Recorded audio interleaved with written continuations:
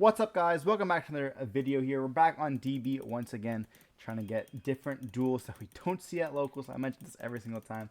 Before we dive on in, over to like, comment, subscribe, we are going to be seeing the player up here going to be going first with 1,000 rating, going against 1,000, 1,200 rating, so pretty high here. We see a Prelia, an Imperm, a Phaedra, a Chandra, and a Raigeki.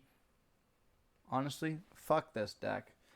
If anyone has watched the channel for a bit now, they know I personally hate Tenpai. I hate when they play Raigeki, but it is what it is. And over here we see a Lurie, a Full Roast, an Engraver, a Pelarino, and then a Beast as well. So we do see Tier going up against Tenpai. We are going to be seeing them going to be... Well, we're going to be going first. Okay. So Tier is going to go first. We're going to see the Full Roast being dropped there. They're going to activate Engraver. This hand plays a little bit through it if we can find a way to not get a Tier name. I feel like Sulik is going to be, or not Sulik, but Shiren is going to activate, discarding the Beast to allow us to get a draw. They're going to give them a draw here, I should say. But we're going to go up into the sequence line. Go up into the Requiem. Then we're going to go up into a Lacrima. Lacrima is going to send, or not send out. We don't have to here because we already have 2 Engravers. So maybe we only play 2. We're going to go up into the Princess, then we're going to be going to summon it back out. And then nothing on res. They go up into the sequence here. And then we're going to see the effect can activate. They're going to chain the Imperm on this, which is why I like to leave the Requiem in the graveyard and put back the Lurie myself, just so you can put back. It doesn't really matter. Like, it's not going to change that much in this because we are going to be able to summon back out the sequence here. But we see the Pelarino going to be searching for the Shiren. This is what I mean. Like, we're going to be seeing the Shiren here going to be pitching the Beast, something itself out, giving them a draw, and we do hit a Havness. That's going to be a pretty nice draw, especially, I was like, if we hit a other Molcharmy, but we have not. It is an Aqua, but this one's not going to be. We're going to see Havness and Beast letting us to draw one and then activate the effect. Putting back, letting us summon out the Smud Dragon here, using the correct attributes, by the way. We see a sprint going to be made, and they're going to activate the effects, and then the Merlin would activate it, letting us put back, and then getting the summon. For Draco's Tapelia, we set one, and like we have a negate, so it's all right against the Tenpai deck, but like they have Phaedra, Raigeki, Chandra. Like, what are they going to do here? Let's even see what the top deck is. Another Raigeki. Jason, is this you? Like, what's going... You look at, like... This is not a great board. Through, like... They gave them one draw and it got impermed. But they have still a decent board that we have trapped, so we can have a Veiler with Sulik. Sulik will be able to activate the effect, shuffling back into the deck. We have Draco's Tapelia being another kind of Veiler there. And then we have, like, good follow-up as well. We have the Planet Pop, but... Against this, it just ain't it. Like... Stand by main face Raigeki, ha ha ha. Like, okay, the board's over now. We're going to be seeing Shiren going to activate the effect, putting back out. And guess what? We just Raigeki them again. And then we're just going to go see a Raigeki or normal summon Phaedra, letting them have some hope, searching for the Kaiman. And then we just emit defeat. Yeah, like, they activate Chandra and we just scoop. It's such an unfair deck to play against. We're going to be seeing dive on to game 2. Tier going to be choosing to go first once again. We see a Sulik, a Kashtira, Tearlaments, and Ash Blossom, a Call by the Grave. Going to be a very good card against the Molcharmies. And then we see a Chillman's Grief as well. It's going to be able to play through a little bit of the card. I think this is a little more popular now. And then from the Tenpai side, we have an Imperm, a Dora Dora, a Chandra, a Prelia, and then a Summoning. Interesting that a lot of players are playing the Dora Dora. I definitely do not think it's going to be worth it. We see the Prelia going to be activated there, and they don't chain Call with the Grave on this. They're going to be kind of playing through it. They're going to be seeing Rhino Graveyard effect and activate, something itself out. They're going to dump the Sulik. Sulik is going to be able to search for the Rhino, and then we're going to dump off of... We're going to dump this. This is going to mill 2 more. Milling the Diabolica as well as the Scream here. So we're going to be seeing Scream and activate the effect, searching for the Crime. Then we just set 2, and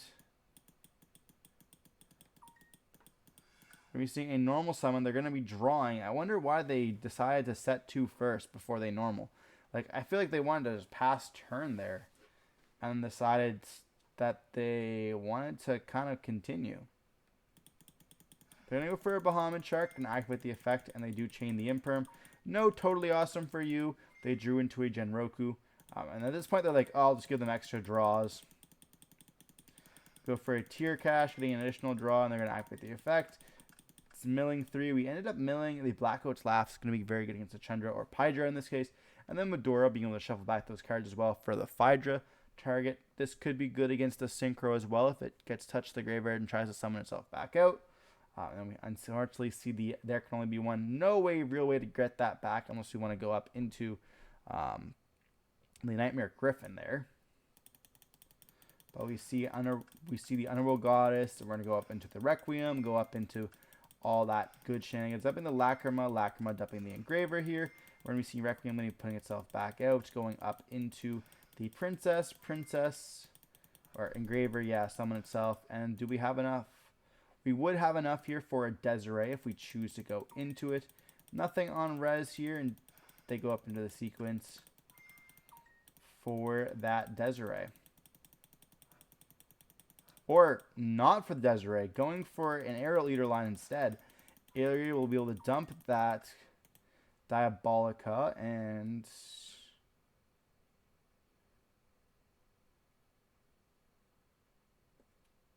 this is going to be able to activate adding back the Engraver. Now, why do we do this? You see Engraver go for Tract. Okay, Tract going to go for a Larry. There's no way we're going for the Nightmare Griffin line, right? Okay, we're going to go for a Spring dumping the Merly. So we're setting up a bit here. Going to be able to play a bit through this. Okay. Going for a Dragocepelia in attack position as well, by the way. So Crime, which we're not going to be able to activate, as well as a Call by the Grave here. And a Dragocepelia. So it's against Ash, called by, and Dragocepelia with a Shuffler against the World here. And they ended up drawing a Sangan Summoning. So they have like everything that they need here and more. We're going to see the Summoning and then normal summon the Dora. Activating the effect for Genroku. Genroku can summon itself out. And this is going to be fine. We're then going to activate the effect, turning it into a level 4. And Chandra is going to summon itself out. Genroku, we're going to chain an Ash to that. Okay. Battle phase, Black Gloats call Chandra, so they can't get another body on the field. But we have the Kaiman in hand. Is there a world where you chain the Call of the Grave on the Genroku and save the Ash for Kaiman in hand? And just like, I feel like that's probably the right play, right? I mean, they do have a two. So we're going to see Chandra beat over the Sprint, activate, and that probably feels super stupid off the Kaiman. You know, being able to be summoned out the Phaedra. They do have a Veiler here, so they can, you know, make it so that it cannot activate the effects. And then we're going to be targeting. They do chain Cobble the Grave on it, activate the effect, and they chain the Dragocepelia. So now they can't synchro during the battle phase anymore or beat over this Dragocepelia. So we will be able to continue with our turn. We're going to go battle phase, take some damage because it is negated. Not that's going to matter. They just want to get 3 attacks in so they can go for a Bident in the main phase 2. Targeting the Chandra, summoning itself out, and we could shuffle it back. Yeah, we probably do shuffle it back, right? No, let it resolve. That's crazy.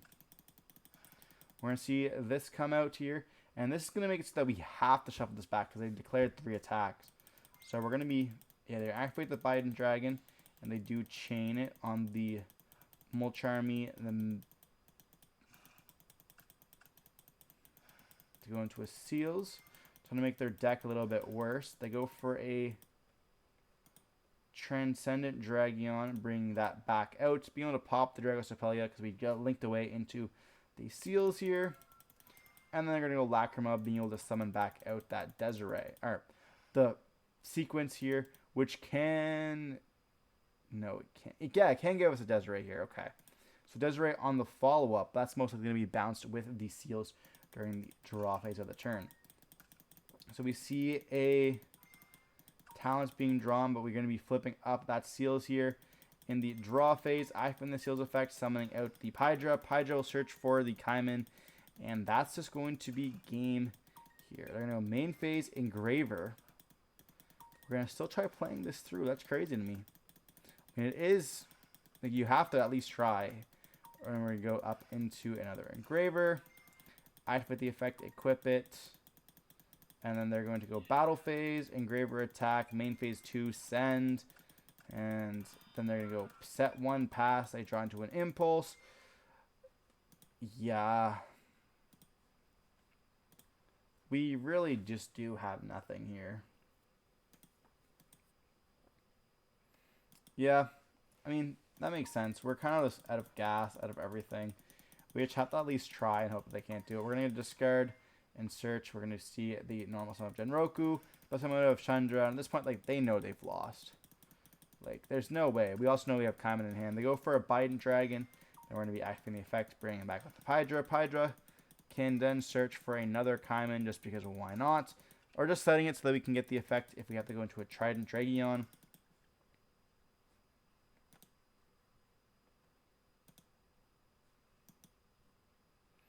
Okay, so we played 2 Transcendent. This might be because of the mirror. You know, we are seeing a lot more of the Kashtira cards being played. I don't think this is necessarily correct, but I mean, you do you. Tenpai players never have been the brightest. So we're going to go into the battle phase, attack, go up, go into the Chandra. Chandra is going to be able to attack, and then they can activate the Chandra effect, bring out the Pydra, attack once again. They can go up into a Kuzbelt here if they wanted to be able to get the game here, being able to pop this, and they can attack for 5,000. So we are going to be seeing that going to be activated here, right? Yeah. And then we do attack and win the game here. Once again, Tenpai ended up winning it. Kind of unfortunate where it was. It was really cool how we saw them put back to summon out the sequence there. And if it wasn't bounced back, we could have seen the Desiree made on the clapback, which is very, very strong. You know, going to be able to be doing so much for the deck, being able to attack, and then if it's linked away, it's going to be able to bounce a card back. You know, very cool that we ended up seeing it. Unfortunately, it was against like a Tenpai where, you know, they could bounce it back there. But it was really cool seeing that interaction, because if we wouldn't have had a way to interrupt it, it could have very much popped off there as well.